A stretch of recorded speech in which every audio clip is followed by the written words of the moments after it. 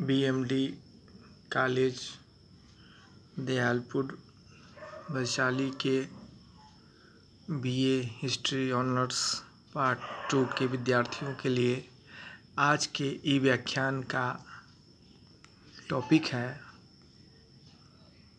भारत में कला वास्तुकला के विकास में मुगलों के योगदान के बारे में आज हम चर्चा करेंगे। Contribution of the Mughals to the development of art and architecture in India. Today we discuss the topic contribution of the Mughals to the development of art and architecture in India.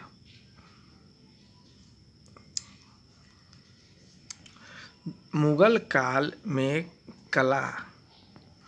कला तो सबसे अधिक अगर पर्यटक भारत में किसी जगह को देखने आते हैं तो वह ताजमहल है।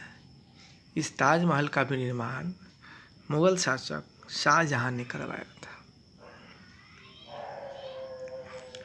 इसका जीता जागता उदाहरण आज भी मौजूद है। ताजमहल मुगल काल में कला एवं वास्तुकला का व्यापक विकास हुआ जो भारत को विश्व में एक अलग जगह दिलाता है।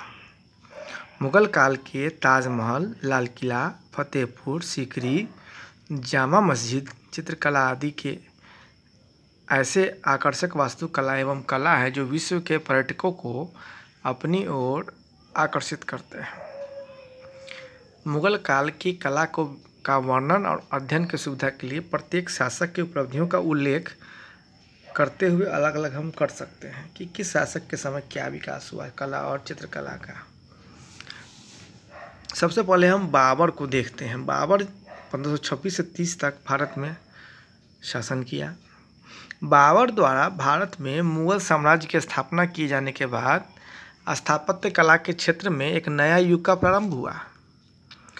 इस शैली को मुगल स्थापत्य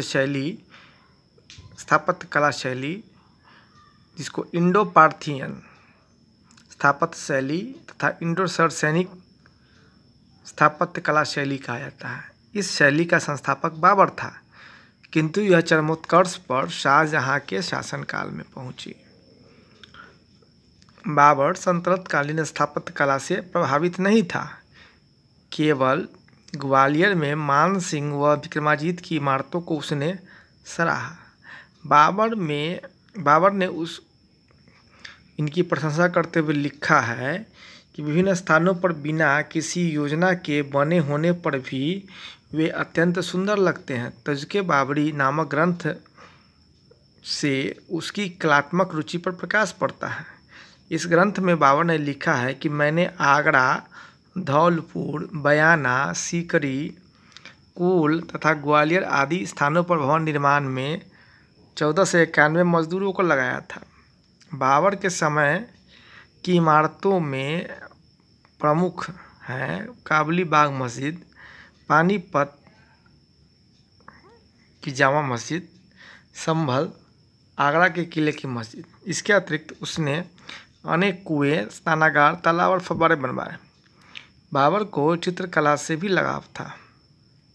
उसके शासनकाल में चित्रकला की एक नवीन शैली का जन्म हुआ जिसमें फारसी, चीनी और बौद्ध कला का मिश्रण था।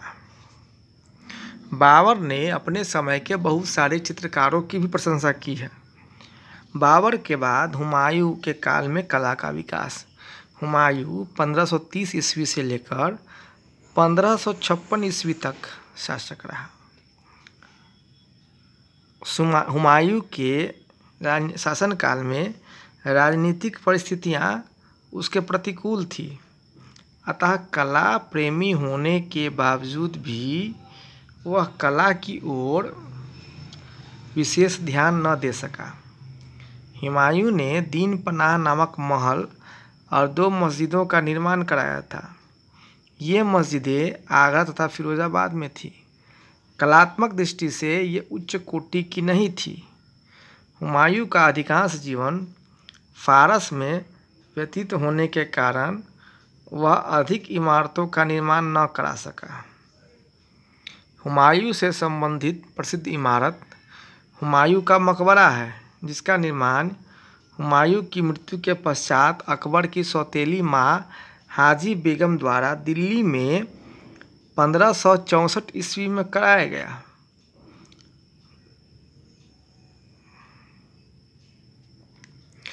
इसका निर्माण ईरानी वास्तुकला विशेषज्ञ मिर्जा गियास की देखरेख में होने के कारण इस पर ईरानी प्रभाव है। इतिहासकारों ने इस इमारत और विशेषकर इसकी गुंबद की अत्यंत प्रशंसा की है। लईक अहमद का इस गुंबद के विषय में कथन उल्लेखनीय है। उन्होंने लिखा है कि ताजमहल को हम यदि एक वफादार आशिक का खिराज कहते हैं तो हुमायूं के मकबरे को एक वफादार पत्नी की महबूबाना पेशकश कहना पड़ेगा। बाबर के समान ही हुमायूं भी चित्रकला में गहरी रुचि रखता था। उसके समय की उल्लेखनीय हमजनामा, जिसको दास्तान अमीर हमजा भी कहते हैं, नामक ग्रंथ है, जिस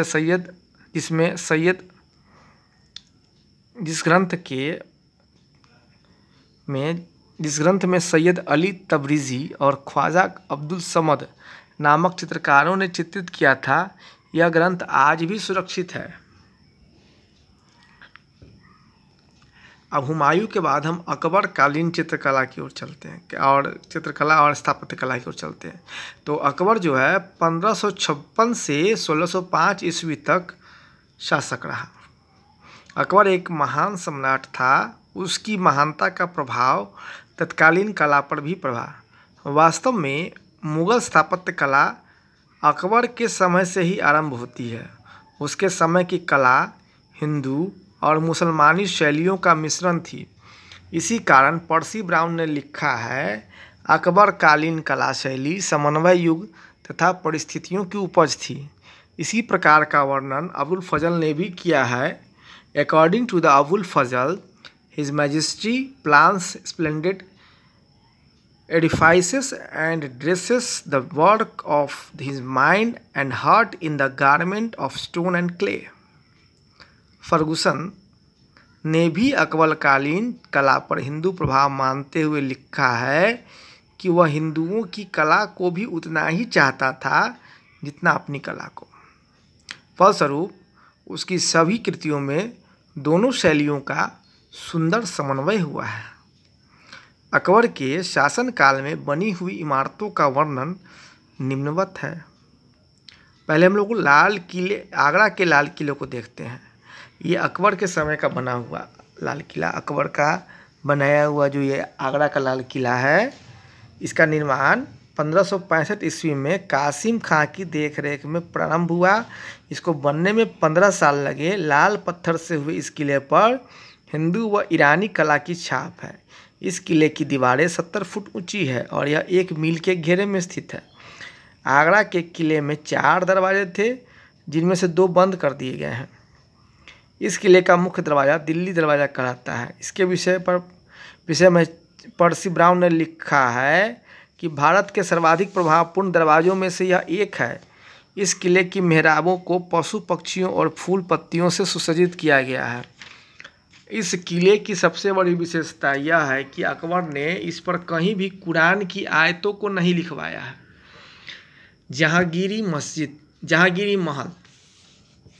जहांगीरी महल जो है वह आगरा के किले के अंदर ही युवराज सलीम के रहने के लिए एक चौकोर महल का निर्माण अकबर ने कराया था, जिसे हम जहांगीरी महल कहते हैं। यह महल भी लाल पत्थरों से बना हुआ है, जिस पर हिंदू शैली का प्रभाव है। इस महल में प्याले के आकार का एक हौज भी है। अकबरी महल जहांगीरी महल के समीप ही अकबरी महल नाम का महल का निर्माण अकबर ने कराया था। यह महल जहांगीरी महल के सुंदर नहीं है। लाहौर का किला अकबर ने आगरा और लाहौर में किलों का निर्माण कराया, साथ ही साथ प्रारंभ किया था। अकबर दोनों जगह किला बनवाया शुरू करवाया था, आगरा में भी और लाहौर में भी। अतः दोनों की शैलियाँ एक समान ही प्रतीत होती हैं। लाहौर के किला आगरे के किले से अधिक योजनाबद्ध और सुसज्जित है। इस किले पर भी हिंदू प्रभाव है। इलाहाबाद का किला। इलाहाबाद के किले का निर्माण अकबर ने 1583 ईस्वी में गंगा यमुना के संगम पर प्रारंभ कराया था। इसमें 40 स्तंभों वाला राजप्रासाद है। प्रत्येक कोने में 4 स्तंभों में सुंदर तरीके से लगाया गया है। इस किले का अधिकांश भाग नष्ट हो चुका है। अजमेर का किला। इस किले का निर्माण अकबर ने 1570 ईस्वी में कराया था। यह राजनीतिक उद्देश्य से किया गया था ताकि राजस्थान पर सरलता से विजय प्राप्त की जा सके। इस कारण इसकी दीवारें जो है वह दोहरी बनाई गई हैं, डबल दीवार है इसमें।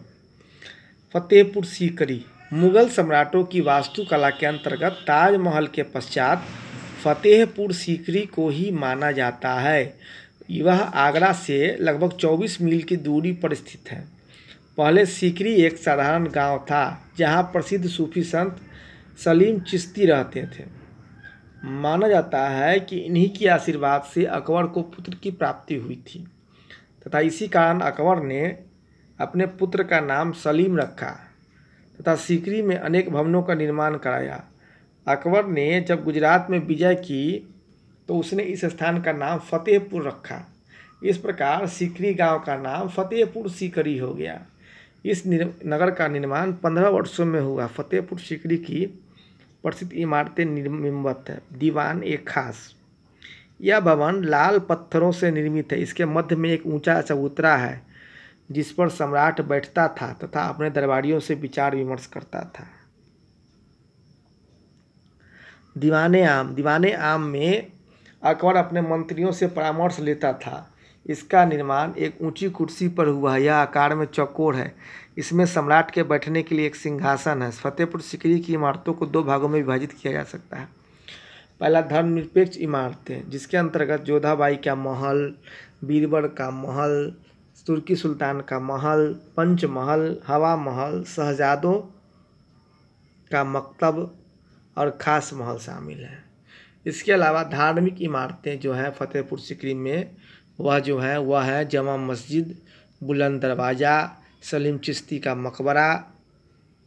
सलीम चिश्ती की कृपा से ही सलीम का जन्म हुआ था, अतः अकबर ने सलीम चिश्ती की याद में भव्य मकबरा बनवाया। इसका निर्माण जामा मस्जिद के आंगन में हुआ है।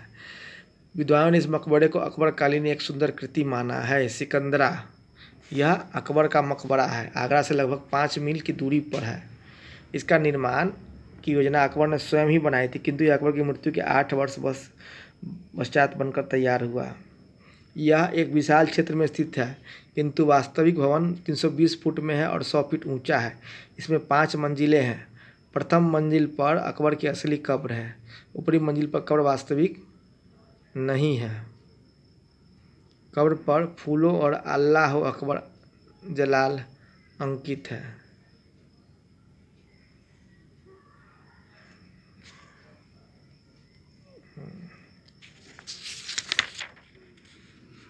अकबर के समय की चित्रकलाएं और अन्य कलाएं। अकबर को चित्रकला से भी काफ़ी लगाव था। उसके उदार संरक्षण में अनेक देशों के चित्रकारों ने ख्वाजा अब्दुल समद और मीर सैयद अली से चित्रकला का अध्ययन किया और धीरे धीरे इस कला की साधना करके श्रेष्ठता प्राप्त कर ली। अबुल फजल अकबर के दरबार में 17 प्रसिद्ध चित्रकारों का वर्णन करता है। इसमें सर्वप्रमुख थे मीर सैयद अली,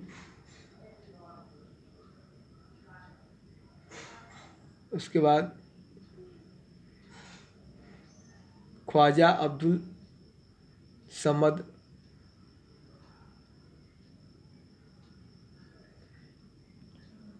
दसवंत और बसावन।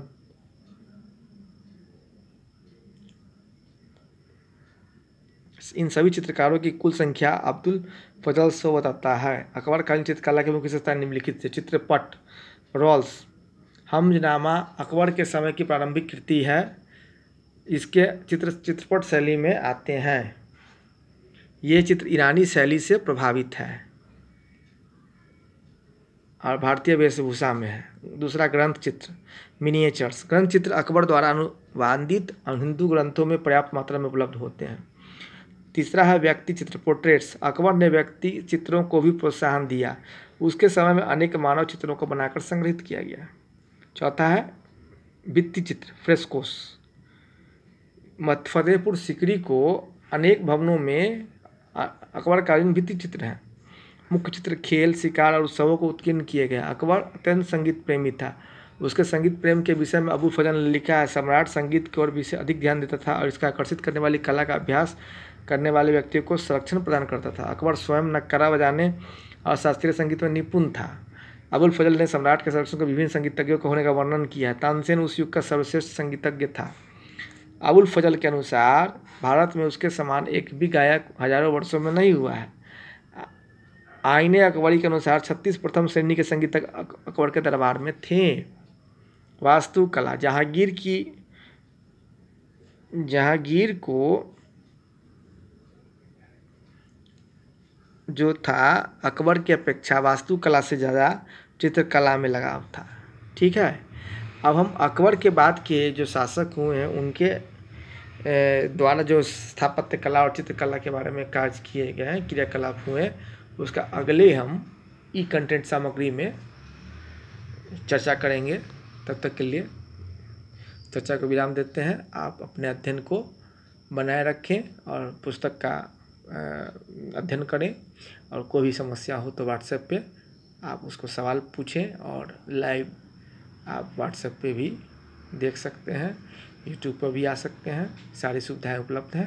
इलेक्ट्रॉनिक माध्यमों का उपयोग करके आप अपने ज्ञानवर्धन करें। धन्यवाद।